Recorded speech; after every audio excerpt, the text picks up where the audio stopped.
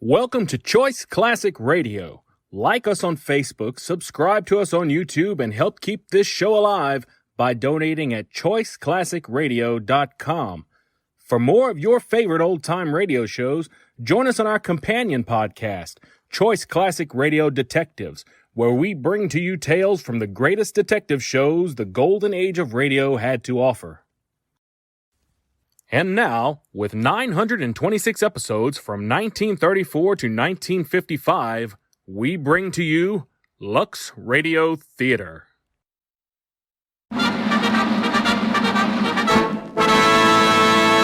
From Hollywood, California, the Lux Radio Theater presents George Arliss in Disraeli.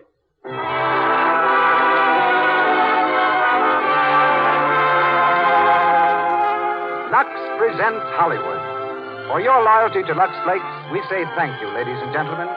Each week it is gratifying to receive the many letters you send us commending our program. But it is still more gratifying to get your letters telling us how much you like Lux Flakes. Thank you again for your purchases of our product. Tonight we bring you another banner dramatic event, George Arliss in Disraeli, with an all-star supporting cast featuring Florence Arliss and Pat Patterson. Our guest producer is again that genial gentleman and world-famous screen star, Mr. Edward Arnold. Our regular producer, Mr. Cecil B. DeMille, will be back in his usual place here next Monday night and every week thereafter. Tonight we hear him from New York City with the special guest of the evening, Major Edward Bowes. Louis Silvers directs our music. And now we begin the show with word from our guest producer. Ladies and gentlemen, Mr. Edward Arnold.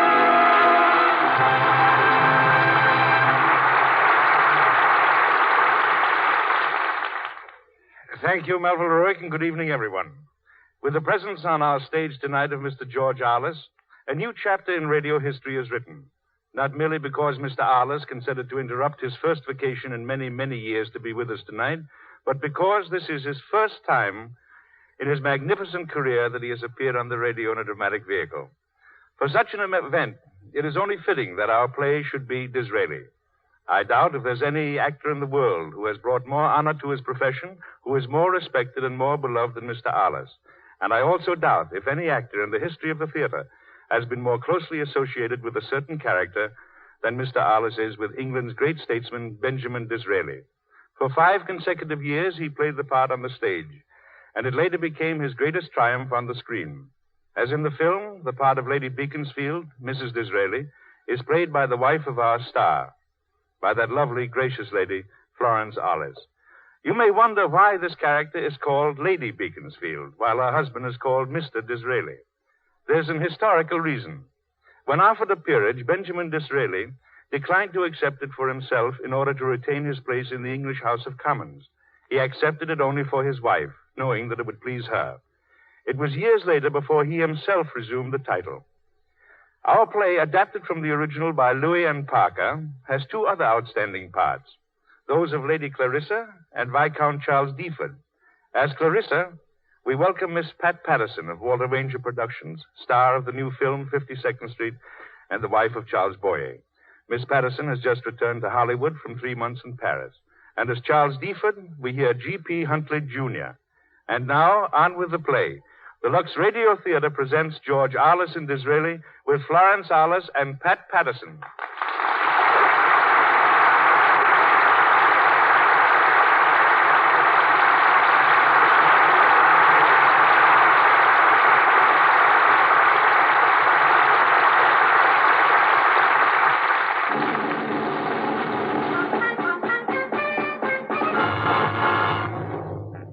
A corner of Hyde Park, London, in the year 1875. Perched on a large box, a shabbily dressed professional agitator is haranguing a crowd of idlers and malcontents. The agitator waves his stubby arms, shouting angrily. I ask you, and I ask you again, who is this here Disraeli? That he should be Prime Minister of England? He's all right. Disraeli, whose grandfather was a hightelier. He's a blooming foreigner, that's what. Yes, I ain't the only one against him. In the House of Commons, Mr. William Gladstone is speaking against him today. Gladstone. He's speaking against Disraeli there, just like I'm...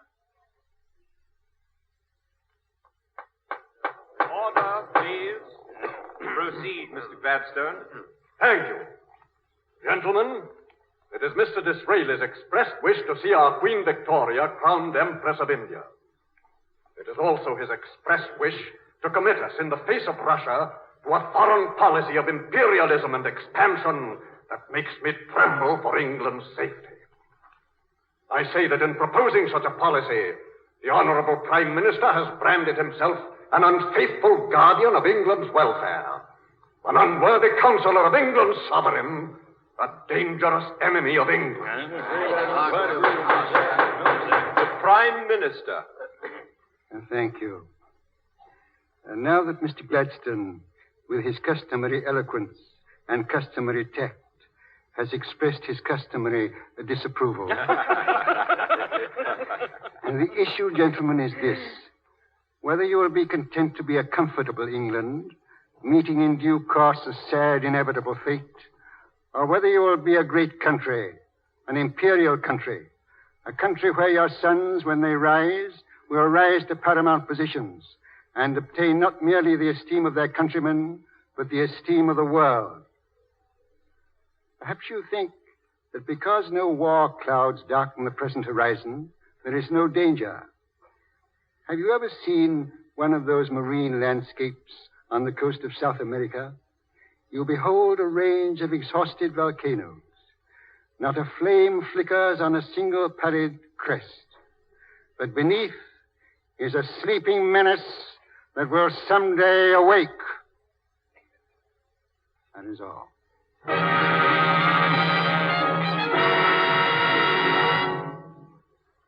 Good morning, dear.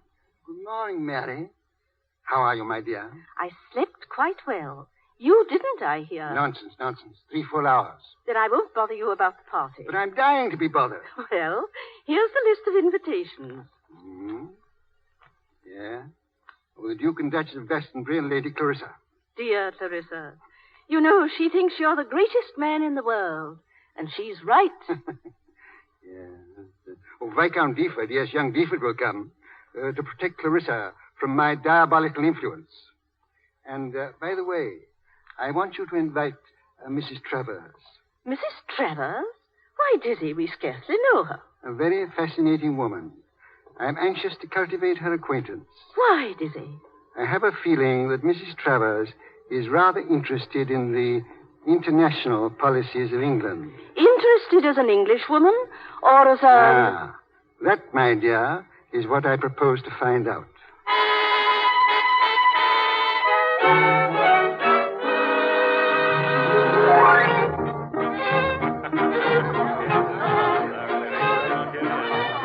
The Duke and Duchess of Hereford, Mr. Vernon Rockall and Mrs. Howell, Sir Michael Probert and Lady Probert. Sir Michael. Sir Michael. Good evening, Lady Beaconsfield. Good evening, Mr. Disraeli. The Russian ambassador, Count Bozanov. My dear Bozanov. My esteemed friend, good evening. And Lady Beaconsfield. Good evening, Count Bozanov. I'm happy to see you here. Although the paths of Russia and England seem bound to cross, their ministers may still be friends, eh? Thank you, Mr. Disraeli. You are very kind. Mrs. Travers. Oh, wait, Bozanov. Mrs. Travers. Good evening, Mr. Disraeli. So good of you to ask me, Lady Beaconsfield. Mrs. Travers, may I present Count Bozanov, the Russian ambassador? Or perhaps you've already met. I don't believe we have. How do you do, Count Bozanov? How do you do, Mrs. Travers? My arm? Thank you so much, Count Bozanov. Did you notice them, Mary? I think they have met before. Oh, what a suspicious pair we are. Lady Clarissa, Viscount Deford. Mr. Disraeli. Clarissa, more charming than ever.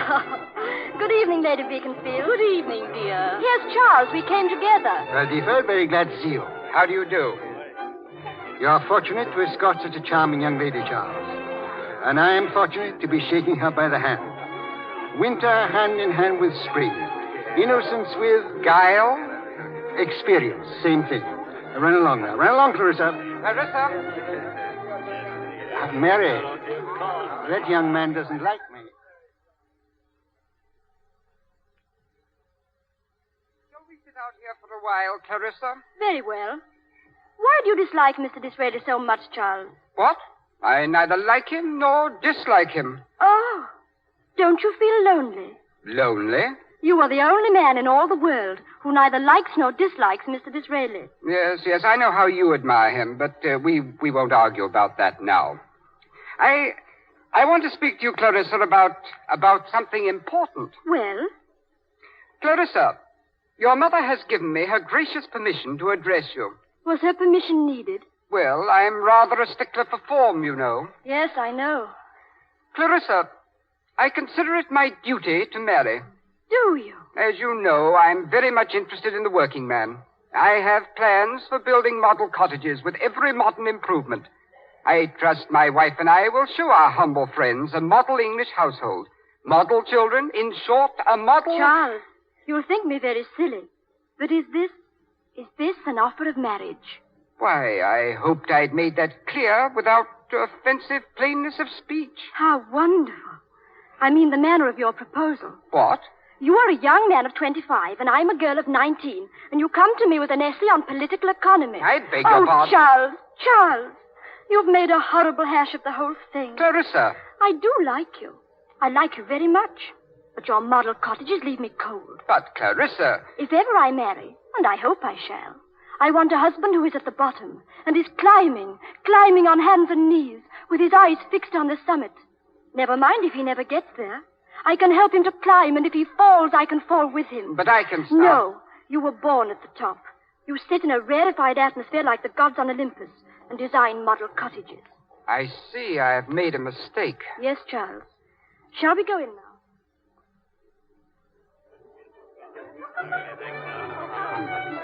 Mr. Disraeli? Yes? A telegram for you, sir. Just come? Yes, sir. Hey, Joe. Basket. Yes, sir?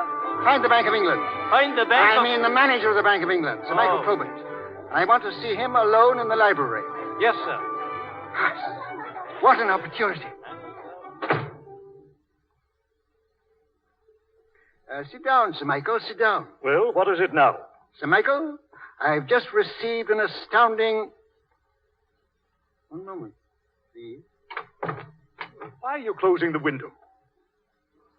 Extraordinary how voices travel. Eh?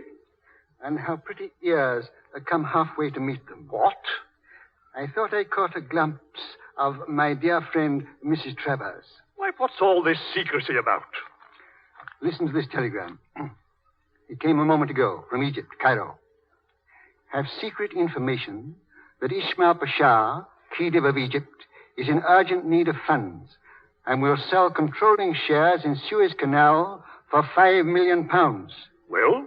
A tremendous opportunity for England, Sir Michael. You don't mean that in earnest? Pardon me, in dead earnest. Do you seriously mean you're thinking of purchasing the Suez Canal? I was never more serious. And you want the Bank of England to back you? Temporarily, until Parliament meets. Then let me tell you at once, I'll never consent. I shall not allow the bank to play at ducks and drakes with its money on an Egyptian ditch. An Egyptian ditch? That's rather neat. Only it's not ducks and drakes because Russia, too, is... that ancient bugbear. That ever-present peril. Russia knows of this opportunity to purchase the high road to India.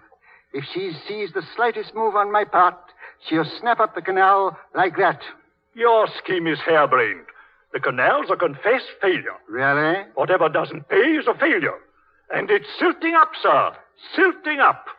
Soon the only ship sailing on it will be the ship of the desert. I mean the camel, sir. Yes, I thought you meant the camel. Beware of the East. Remember Pharaoh, sir. Remember Pharaoh. Yes, but what about Moses? Well, he was a Jew. Huh? Well, he was privileged. And you won't help me? Oh, on the contrary. I rejoice to think I've made this rash enterprise impossible. Oh, but you haven't. What? Where will you go for the money? Where Pharaoh went. I shall go to Moses. Well, at any rate, it'll be no use coming to me, and that's final. Nothing is final, Sir Michael. In the unlikely event of Moses failing me, I may send for you again. And I shall not come. I think you will.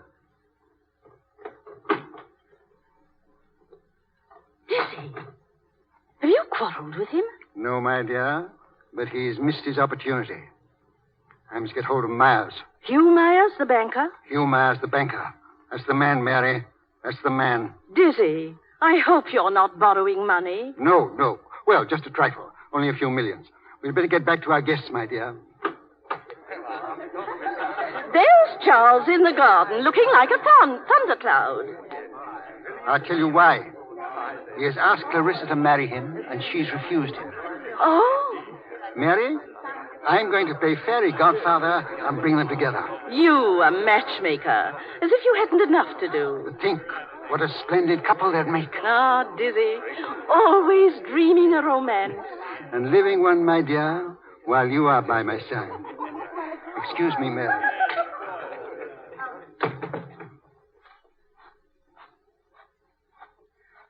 Ah, Lord Deefer. I've been looking for you. Really? And I desire a word with you. There. Now, I know that tone of voice so well. What do you mean? It's the tone of an angry man. Now, what can have put you out? Mr. Disraeli, Clarissa has refused me. Yes? Well? And I attribute her refusal to your influence. I see. I was thoroughly justified in thinking well of you. What? You have courage, or you would never say that to me. Do you take a girl's no as final? I suppose she knows her own mind. Certainly. But make her change it.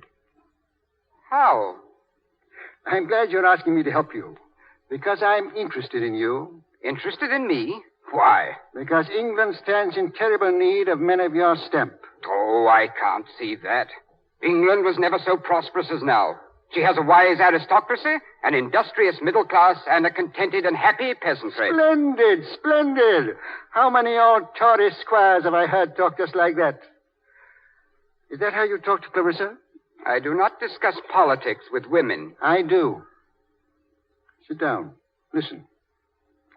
England is as isolated as a ship lying off the coast. A ferment is at work all over the world. Titanic forces have been unchained, forces of which you have no conception. The spirit of nationality has awakened everywhere. All the nations must expand, and everywhere our empire is in their way. Russia, for instance. Now, while England stands alone, while France is crippled, now is Russia's opportunity to snatch at India. With India lost, the whole fabric crumbles, and England sinks into insignificance, a Belgium at sea. Now do you see why Clarissa refused you? These are the things I've told her. Do you wonder she wants a man of action? Do you wonder she's not content to be a mere duke's wife? I see. But what can I do? What can any one man do? What one man has already done. You, sir? But how can I hope to emulate you? You can learn. Will you learn? Will you teach me, sir? Yes. How can I begin? What's the solution? Is it war? War is never a solution. It's an aggravation. What then is the solution? A very small thing. A thing men are laughing at. What, sir? A ditch. A ditch dug in sand. A ditch? A ditch dug in shifting sand. You mean... I mean... Shh. Ah, Mrs. Trevor. Is that you in the shadow of the trees there? I thought I recognized you. I just came out for a breath of air. An unexpected pleasure. We were in the thick of a very interesting discussion. I say that a ditch dug in sand gives the best soil for celery. Sand? Yes, sand. Dizzy? Come here, Mary. Here, Clarissa. I have a bit of news for you. For me? For you, my dear. Lord Deaford has just done me the honor of accepting a secretaryship. Mr. Disraeli. Charles. Oh, Charles. Clarissa, I may do something yet. Oh, I know you will. My congratulations, Lord Deaford. You'll have many things to teach him, Mr. Disraeli. Mr. Disraeli has already begun. Yes, I've been teaching him what it took me many years to learn. And what is that? Dear lady, that a ditch dug in sand gives the best soil for celery.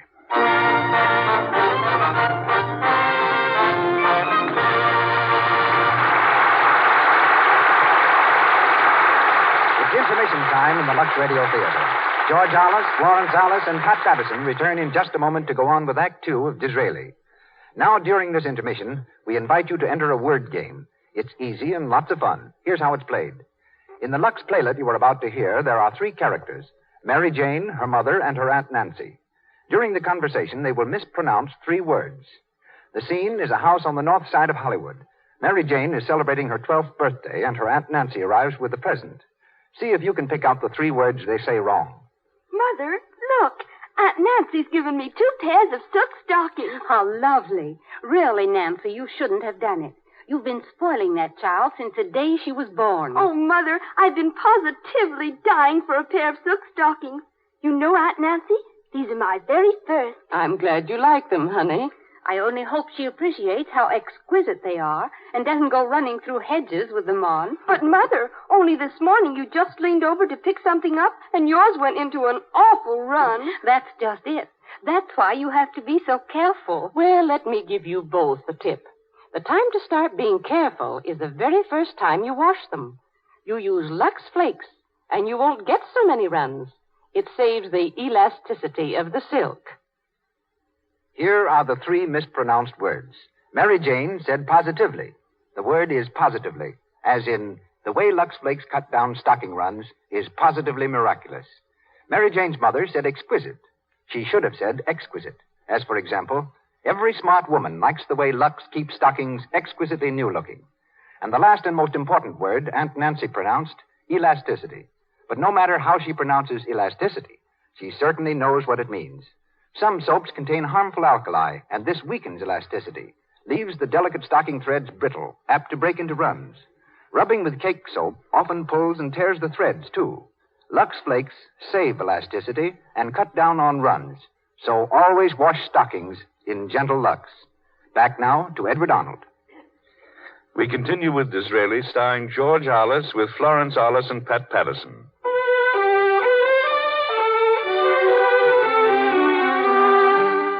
A few days have passed, and Charles, to Clarissa's delight, has begun his apprenticeship under the great Disraeli. In the inner sanctum of his office at 10 Downing Street, the Prime Minister sits at his desk, a slow smile creasing his wily old face. On the other side of the desk is Hugh Myers, the banker. Mr. Disraeli, the money is on its way. Good. From the Argentine. When will it arrive? In 3 weeks. To be placed at my disposal in the Bank of England.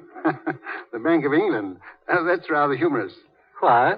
Nothing. I was thinking of Probert. Mr. Myers, I can't sufficiently thank you for coming to my rescue. Don't try. Goodbye, Mr. Disraeli. Let me see you to the door. Oh, I beg your pardon, sir. My dear Folger, forgive me. I didn't know you were so close to the other side of the door. I'm afraid I banged your head. Sorry, sir. I was just coming in with some dispatches, and I dropped one, and yes, of course. Let me introduce you. Mr. Hugh Myers. This is my confidential secretary, Mr. Folger. Such a worker. Well, goodbye, Mr. Myers. Goodbye. Mr. Folger, where is Deaford? In the anteroom, sir, with Lady Clarissa.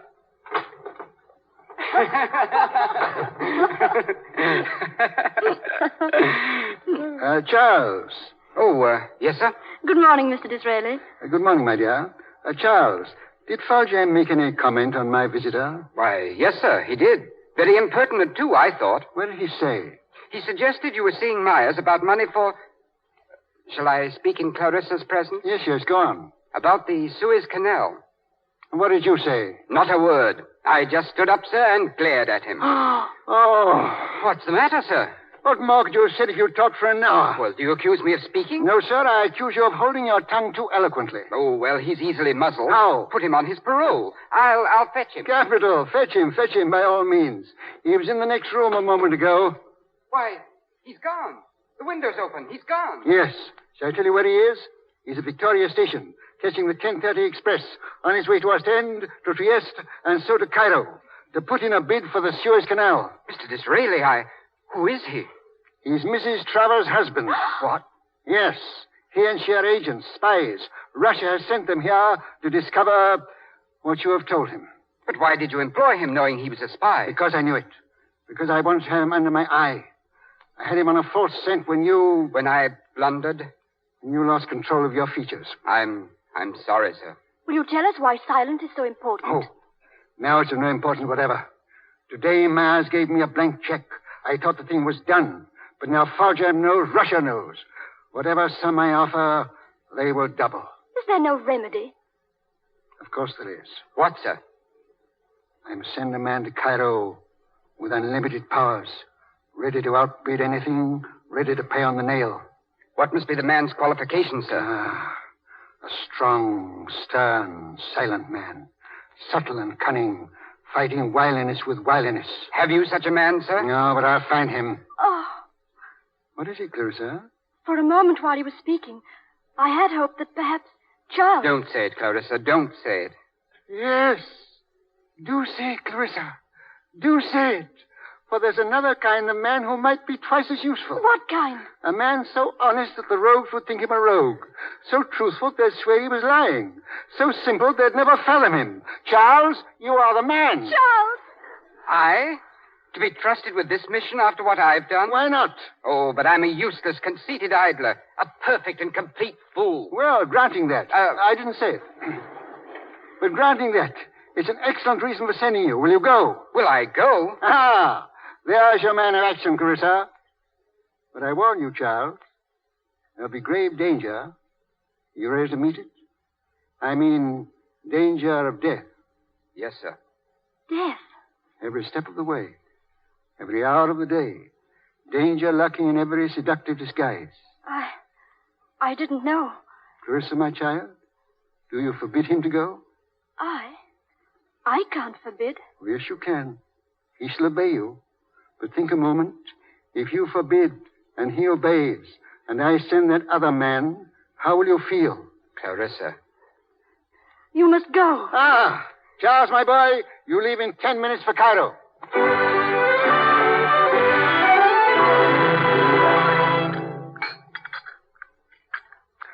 Oh, good morning, Clarissa. Our charming guest rises early.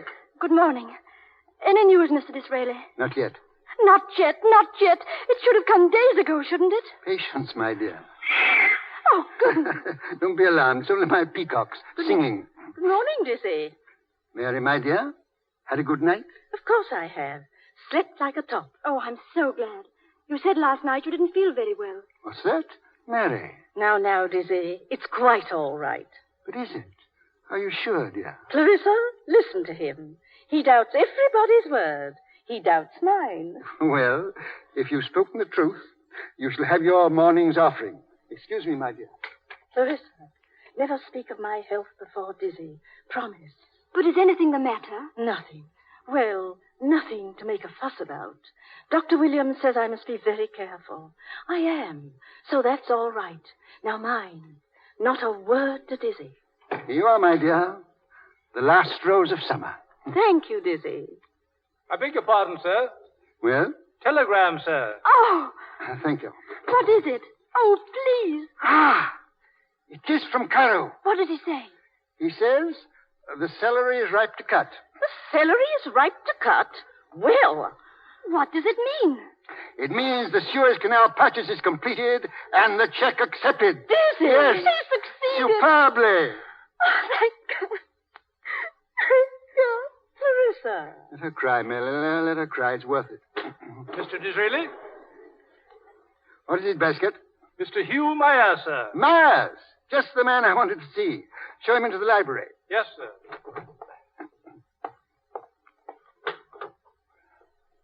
Well, good morning, Mr. Myers. Good morning. I was just about to send you a telegram. I've heard from... One moment, sir. I want you to hear me first. Well? I don't know how to tell you. It's so much harder than I expected. Well, tell me. Mr. Disraeli, I'm bankrupt. What? My house... I didn't quite catch. My house is bankrupt. Bankrupt? Myers bankrupt? Are you mad? I wish to heaven I were. You mean you're temporarily pressed? You're in temporary difficulties? I mean we are bankrupt. But how? A house like yours? What have you been doing? What's up? It's not our fault. Well, explain. First, the ship with the bullion, coming from the Argentine. Yes? Gone down. Wrecked. Scuttled. You mean? I mean purposely and criminally sunk. All the crew saved. A conspiracy. And that isn't all. What else? Well, for a long time, ever since our interview in Downing Street, rumors affecting my credit have been spread abroad. And now, this mysterious wreck. I'm being pressed. I see. Be as angry as you like. You're justified. I've been an honest man all my life. And now I stand before you in the light of a common cheat. Mr. Myers, I know you, sir. Give me your hand. Thank you. Does anyone else know? No one. I came to you first. We can't carry out the canal contract, of course. Thank heaven I'm in time. Thank heaven that hasn't gone through. But it has. What? The telegram just arrived. They've accepted the check. What? What can we do? When will your bankruptcy be known, Myers? Tonight. Tomorrow morning. By heaven, it shall not.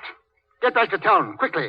Get to your office. Stay there. I'm sure you're there. Don't budge if I keep you there all night. And don't breathe a word. And don't let anyone else. Don't give the slightest hint of anything unusual. Treat the wreck lightly. Watch your words, watch your looks.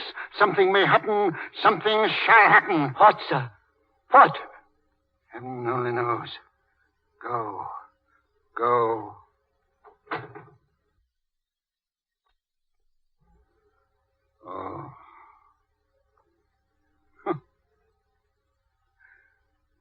Mary.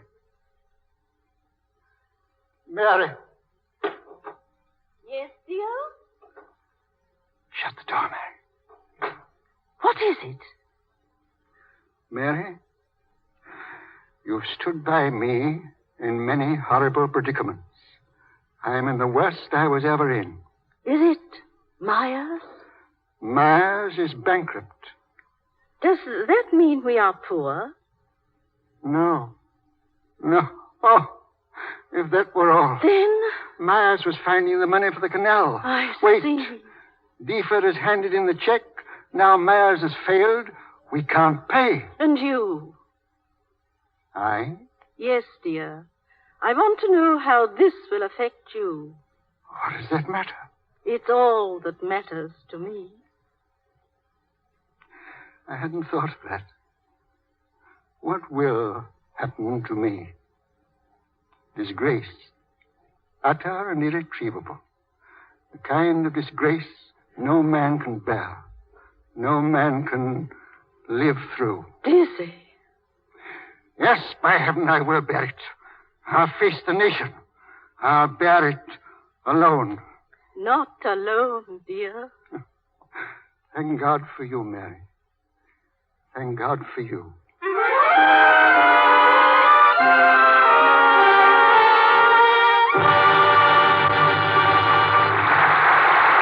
We pause for station identification. This is the Columbia Broadcasting System.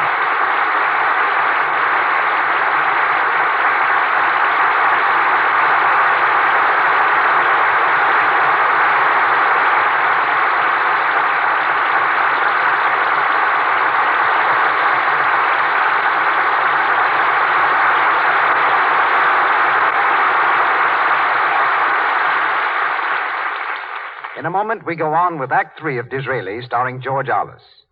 In our audience tonight are many of the famous men and women of Hollywood, assembled to honor our star. Looking over our audience from a fashion point of view, you would see that many of our well-known feminine guests are in formal evening dress. Others have come direct from their work in the studios wearing the informal sports type of clothes that Hollywood likes to wear for work or play. That often means sweaters and skirts, just the sort of thing girls all over the country like to live in. And here in Hollywood, as in every part of the country, the favorite care for sport things is Lux Flakes. As one Lux user puts it, she is Mrs. Clarence Tokheim of Armstrong, Iowa, and is the mother of 5 girls. All of my girls wear sweaters in the wintertime, and every week or so, they're Luxed. Their woolen skirts and school coats are frequently Luxed, too. I marvel at the speed and thoroughness of Lux, and the way it leaves the softness and color of the material like new. Lux Flakes do save colors and keep wool things soft, unshrunken, because they are very gentle and free from harmful alkali. Just follow the directions on the Lux box, and remember, anything safe in water is safe in Lux Flakes. And here's our guest producer, Mr. Edward Arnold. George Arliss, Florence Arliss, Pat Patterson, and our all-star cast continue in Disraeli.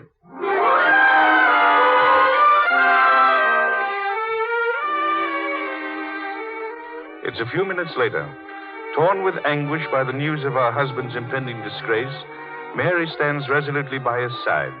She has grown pale, and there is an expression of pain in her eyes, but she hides it bravely and speaks comfortingly. It will turn out all right, Dizzy. It will.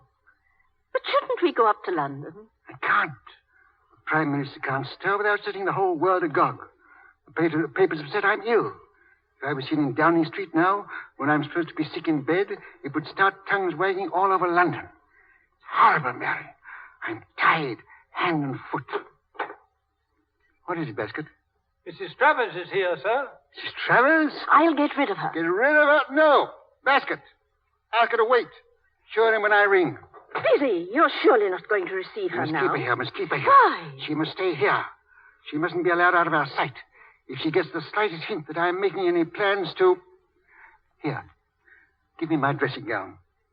Let me lie on the couch. You sit next to me, my dear. Hold my hand. Dizzy, what is this play acting? I'm ill. Very ill. The papers have said I'm ill. She shall see the sickest man she ever saw in her life. But Dizzy! Shh, be careful. Oh. Lady Beaconsfield. Oh, I'm so sorry. I heard Mr. Disraeli was ill. I didn't know whether to come or not. I'm quite sure you can't want me. Is that Mrs. Travers, dear? Yes, dear. Oh. I'd no idea you were so ill. I won't stay a moment. The sweet Mrs. Travers. That's so good of you. I'm very weak. Very weak. What is the matter? Well, I'm very weak. I'm very glad to see you. You were so bright, so young. Isn't it good of her, Mary? Do sit down. There, where I can see you. I'm so sorry you're ill. I passed Clarissa in the hall. She's not looking very well either. Worried about Charles. Oh, yes. He's abroad somewhere, isn't he? Yes. He's in Egypt. I do hope he's not too venturesome. Cairo is such a dreadful place. And the people you meet on diplomatic missions, one can never trust them. No. So sly. Terrible. So deceitful. Ah. But don't be uneasy. We've just heard from Deaford. Indeed? Yes. Had a telegram. Where is that telegram, Mary? Ah, there it is, on the table. Read it for yourself, Mrs. Travers. The celery is ripe to cut. How odd. Code, dear lady, code. That little green book there contains the key to it. Really? How interesting. We have to be careful, you know. Spies. Yes, of course. My peacocks. Mary, something's wrong with them. Dizzy, there's nothing wrong. Yes. Help me to the balcony. I must see they're all right. Very well, dear. Lean on my arm. Pardon me, Mrs. Travers. Of course, Mr. Disraeli. Dizzy, you left her in there with the code book. I know. Look, she's tearing a page out of it. She's slipping it into her glove. Dizzy. Shh. Mary, I want you to go and fetch Sir Michael Probert at once. But Mrs. Travers. I'll look after her. Hurry. I want that woman alone.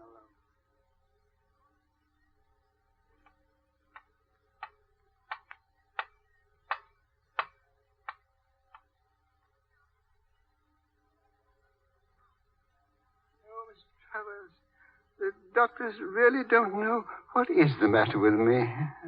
It seemed to come on suddenly. Pains in the head But I'm boring you. Not at all, except that I really must be... But how is your husband, Mrs. Travers? He's very ill, too, isn't he? Yes, he is. Poor Adolphus. The poor Adolphus. Mr. Disraeli, I really must go. No. Why in such a hurry? I must. My cab is waiting. No, I sent that away long ago. What? Don't be angry. What a dainty hand. Please, let me go. Such supple fingers. So long and thin.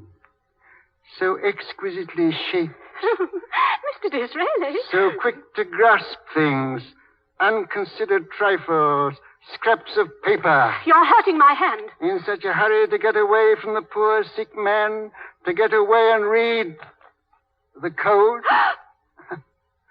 I saw you slip it into your glove, dear lady. Well, what of it? Ah, that's better. But why did you take the trouble to steal it? Weak. Very weak. You had only to ask me, and I would have told you. The celery is ripe to cut, means the Suez Canal purchase is completed, and the check accepted.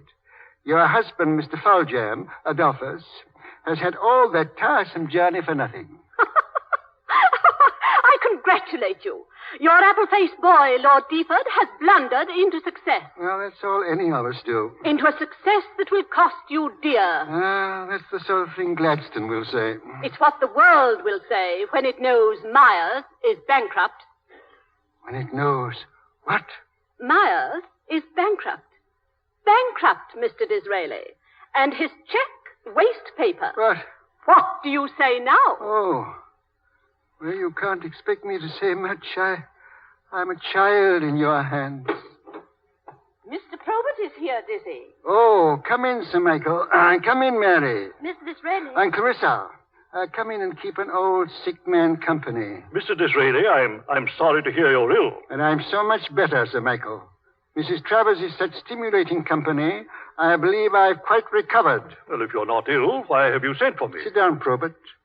I want to tell you a little story. No, don't go, Mrs. Travers. This will interest you, too. Repeat, why have you sent for me? I told you I might send for you. Ah, Moses has failed you. Well, it's no use appealing to me. Moses has not failed me, and I've carried the scheme through. What? The power and the glory of my country were at stake. I had to act quickly, and I had to act on our own responsibility. So I went to Hugh Myers. Deaford has bought the canal and has paid for it with Myers' check drawn on the Bank of England. But what has that to do with me? Myers is bankrupt. Bankrupt? Yes. Russia has ruined him. Mr. Disraeli, I warned you of this. Now get out of it as best you can. It's no use appealing to me. No? Then I will not appeal to you. I will command you. What? You will sign this note giving Myers unlimited credit. Are you mad? I was never so sane in my life. Myers' position is saved if he can gain time. The Bank of England must give him unlimited credit today, now. Oh, you don't know what you're saying. I refuse. You can't. I refuse emphatically. You've mistaken your man. I'm an Englishman, the head of a great national institution. I'm not to be ordered about by an alien. But the alien happens to be the better citizen. Moreover, he happens to be Prime Minister. You threaten me? Yes, if you force me to it. Empty threats. You think so? You say the Bank of England is a national institution?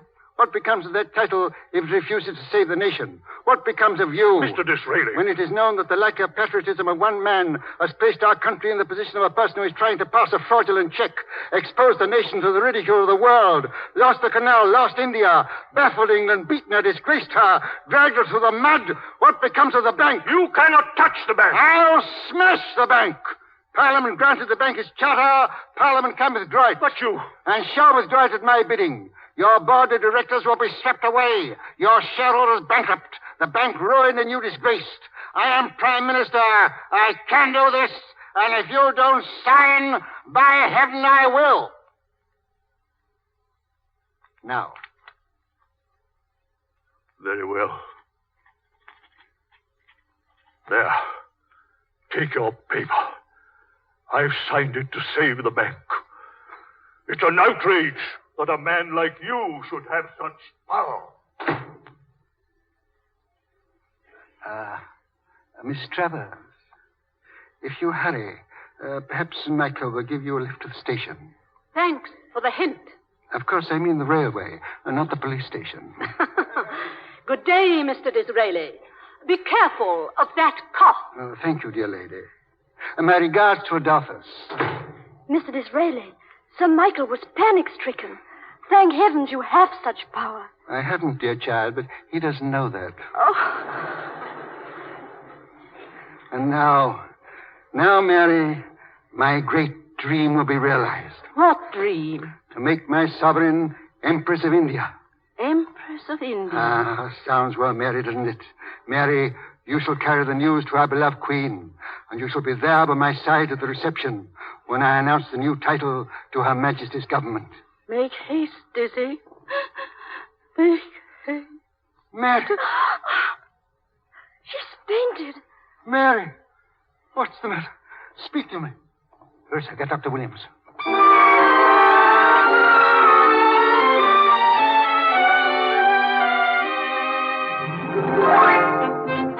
It's a great occasion, a great triumph. Victoria, Empress of India. I wonder where Disraeli is. Oh, Charles, I've never seen so many celebrities in all my life. Neither have I. You'll see them often now. You're one yourself. Mr. Benjamin Disraeli. Serious? Oh, Charles, look at him. So tired. He's worried. No word from Dr. Williams for over a week. Splendid thing, Mr. Disraeli. Greatest triumph for England in our time. Congratulations, Mr. Disraeli. Thank you very much. We're so sorry Lady Beaconsfield can't be here tonight, Mr. Disraeli. So is she, and so am I, Oh, so but am I. I'm sure it's only a passing indisposition. I trust so. Mr. Disraeli, Dear child, how is she, really? don't ask me. I daren't trust myself to speak. Dr. Williams reassured me, or I shouldn't be here now. Not even to meet the Empress of India. Mr. Disraeli, they're waiting for you to speak. Very well, if I must. Good. Her Majesty is on her way.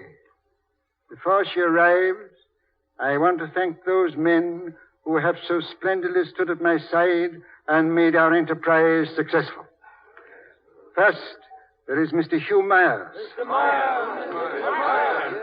Concerning whose services I cannot speak too highly.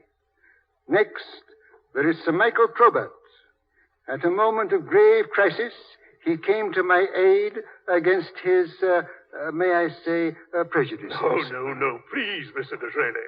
Mr. Myers, Sir Michael Probert, it is my privilege to inform you that in recognition of your patriotic action, your sovereign has bestowed a peerage on each of you.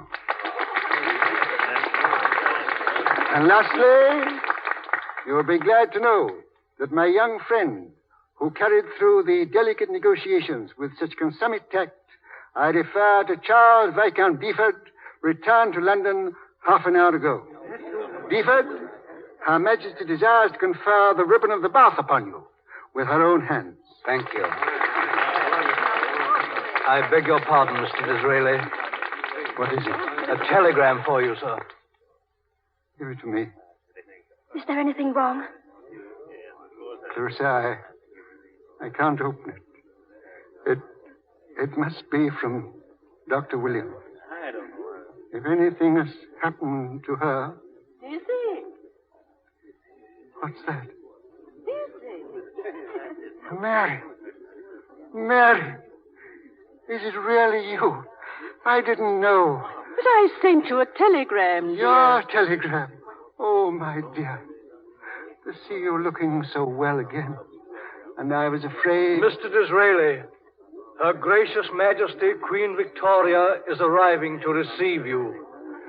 Come, Mary.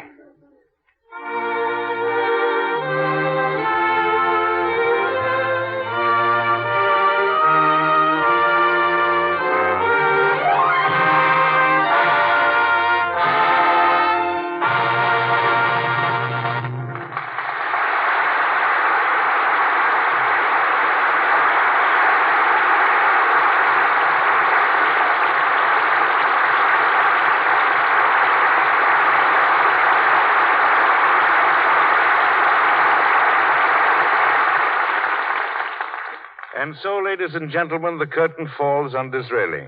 A little later, we'll hear again from George Arliss, this time playing the part of George Arliss. But now we take you to New York City. Among the many great full-hour programs on the vast Columbia network, there are two that lead all the rest in popularity. Major Bowes' Amateur Hour and the Lux Radio Theater. Two programs conducted by two master showmen who have long been friends, Major Edward Bowes and our own Cecil B. DeMille. They meet tonight on Major Bowes' home ground, the great studio on Broadway where the Major presents his amateurs. Cecil B. DeMille is now approaching the dais of Major Bowes in New York. All right. Next applicant, let me see. The name is... DeMille. Cecil B. DeMille. And where do you hail from, Mr. DeMille? Or do you hail, or should I say reign? I'm from Hollywood, and I'd like to explain. Oh, tut, Mr. DeMille. We don't hold that against you. We're broad-minded. Little closer to the microphone. That's it. Now, what do you do in... where did you say you're from? From Hollywood. And what do you do there? I'm associated with the motion picture industry. Oh, how quaint, how... Now, Mr. DeMille, how long have you studied the harmonica? Just a moment. You know very well I'm not an amateur. I'm not a... There seems to be so many things you're not, Mr. DeMille. Can you tell me one thing that you are? Yes, if you'll put that dinner gong away. I'll tell you I'm an old friend of yours, Eddie Bowes. Our friendship dates back to the time my wife and I were on the stage with the 8-7, and If I Were King. And the leading lady was the charming and beautiful Margaret Ellington, who became your wife. Yes, Cecil, it was Margaret who brought you and me together. And then along came pictures. And ladies and gentlemen, Major Bowes and I became rivals. My studio, Paramount, had the Rialto Theater in New York. And Major Bowes, who built the Capitol and still runs it, was the fellow we had to beat. And sometimes did. Sometimes? Well, once anyway. Then Major ran the Goldwyn Pictures Corporation, in addition to the Capitol, and we still fought for plays and stars. And how? Later, when we built the Paramount Theater, we had a great many new competitors. And then the fellow we had to beat was still Major Bowes. And by the way, Major Bowes, what's the meaning of this gong you're playing around with? Oh, Cecil, I thought you knew. I use it on amateurs. Amateurs? At the Capitol? No, on a radio program. Oh, you're on the radio, too? Yes, every Thursday night. Thursday night? Oh, with Rudy Valet. No, not exactly. Oh, then Bing Crosby? No, not Bing either. Now, here's how it is. I am, so to speak, a certain part of a radio sandwich. Your remarks, please. I'm what's between two other programs on the air on Thursday nights. But, Eddie, why keep it a secret from the public? Well, there's always a few who find out about it. And just for fun, Cecil, I nicknamed it Major Bowes' Amateur Hour. Oh, you're that Major Bowes. I'll come clean. No use trying to fool you, Cecil. Yes, I am. And does that Major Bowes occasionally attend the Lux Radio Theater? Why, Cecil, I'm attending it right now. I rarely miss. I owe Lux Radio Theater many pleasant hours and many excellent suggestions. Let's not beat around the bush, Eddie Bowes. Do they use Lux Flakes up at your house, or do they not? Yes, they do. And furthermore, will continue to do so in spite of all you can do or say. I'll do as much for you sometime. What'll you do for me sometime? I'll ride around in a Plymouth, Dodge, DeSoto, and Chrysler all at one and the same time. Well, Cecil, I'm sure you could do just that. I've seen you in action doing more things at one time than anyone ever did. I was on the set with you one day when you directed 3,000 people and 6,000 animals. But always remember one thing. When you see a girl in a faded, shrunken sweater riding a bicycle, that girl obviously doesn't listen to the right radio programs. She doesn't know the merits of your flakes and my cars. Eddie, you're wonderful. Cecil, you understated. Well, seriously, Cecil, it is strange how our paths cross. We first meet as friends in your stage era, then as motion picture producers and rival exhibitors, and now as radio colleagues. And what a small world. Your family home in Washington, North Carolina. And yours in San Francisco. You, an actor and a playwright. And you a real estate man. Until the Great Fire, yes. And you came east, founded your fortune and your home. And I went west. And here and now we're together in homes everywhere. This has been a pleasant meeting, Major. There's one thing that would make me very happy. Something I've longed for. A pleasure I've never had. May I? Why, yes, Cecil. All ready? Yes, ready. This is a great moment. 1 to make ready. It won't be long. 2 for the money. And 3 for the gong. All right. All right. We're back in Hollywood again, saying thank you, Major Bowes and Mr. DeMille. A few years ago, when George Arliss played Cardinal Richelieu on the stage, it was my good fortune to appear with him as King Louis XIII. No one can perform with Mr. Arliss without going away a far better actor. As I was grateful to him then, so am I grateful now to the Lux Radio Theater for helping me to renew a friendship that has always meant so much to me.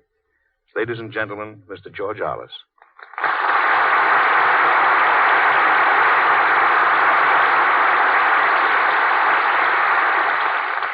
Thank you, Mr. Arnold.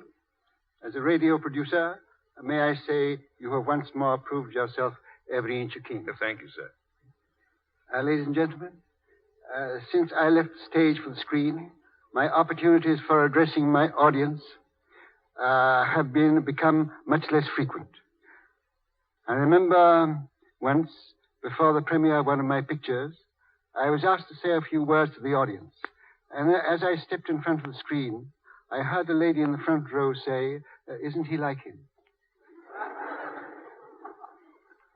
Well, if you were all here with me tonight, I hope you would all be thinking, "Isn't he like him?"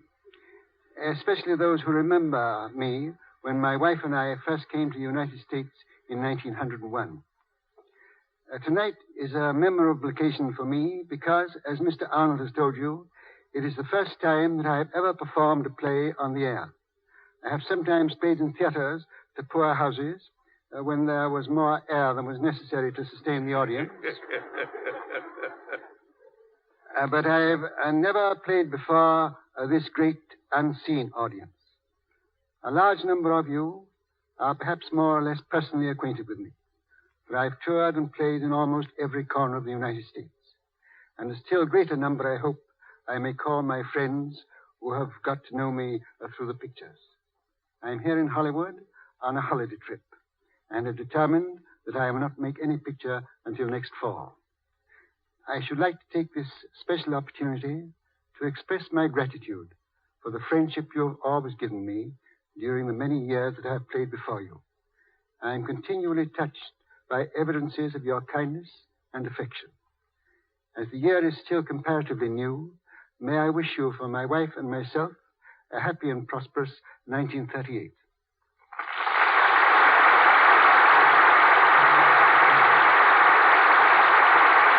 Thank you, Mr. Arliss. And now, ladies and gentlemen, here's news in which I know you'll all be interested. Next Monday night, the Lux Radio Theater presents one of the most outstanding personalities of radio and motion pictures. He's the gentleman who changed Van Buren, Arkansas, from a country town to a national institution, who has endowed the art of music with a mysterious new instrument beginning with B and ending with laughter. That prince of storytellers, Mr. Bob Burns. You will hear Bob Burns as the hero of Booth Tarkington's celebrated comedy, a smashing success on stage and pictures, and the title is Clarence. And co-starring with Mr. Burns, we bring you Miss Gail Patrick.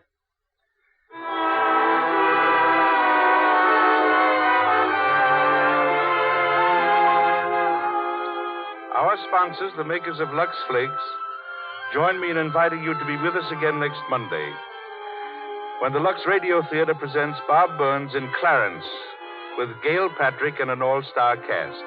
Also next Monday night, and each Monday night thereafter, Mr. Cecil DeMille will be back in Hollywood and on this stage of the Lux Radio Theater. And so, until we meet again on the screen or on the air, this is Edward Arnold bidding you au revoir.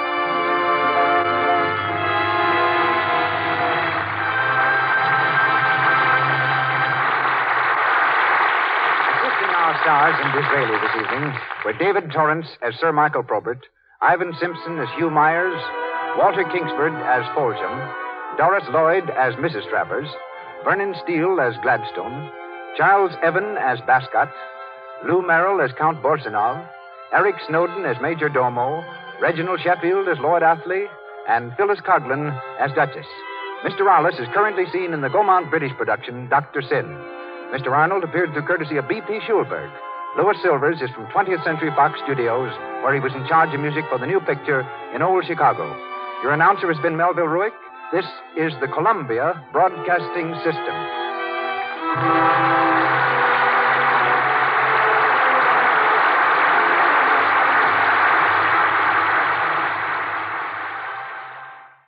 That concludes today's episode. We'd like to thank you and remind you to donate at choiceclassicradio.com.